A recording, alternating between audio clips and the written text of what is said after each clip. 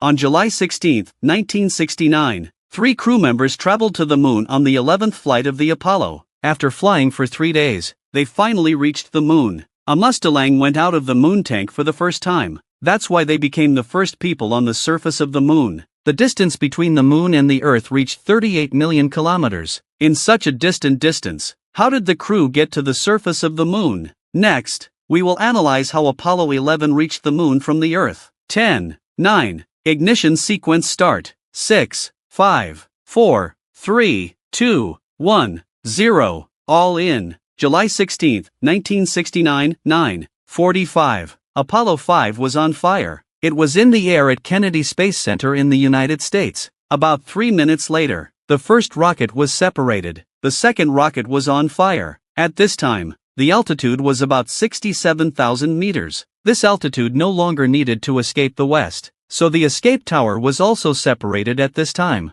About 9 minutes later, the second rocket was separated and the third rocket was on fire. At this time, the altitude was 195 kilometers. About 12 minutes later, the Apollo 11 successfully entered the Earth's orbit through the rocket, and the third rocket in the west began to revolve around the orbit of the Earth. After this stage is completed, the third rocket will be on fire again. It will speed up to 5,000 meters per second and start to enter the orbit of the moon. When Apollo 11 entered the orbit of the Earth, the mission service warehouse began to separate from the orbit of the Earth, and it turned to 180 degrees and connected with the moon warehouse. At the same time, Apollo 11 began to revolve around the orbit of the moon for 3 days. On July 19, after about 3 days of flying, the astronauts arrived at the back of the moon, and the command warehouse and the service warehouse helped the moon warehouse to start revolving around the orbit of the moon. On July 20, 1969, the number of the moon warehouse and the command warehouse were separated, and the landing operation began.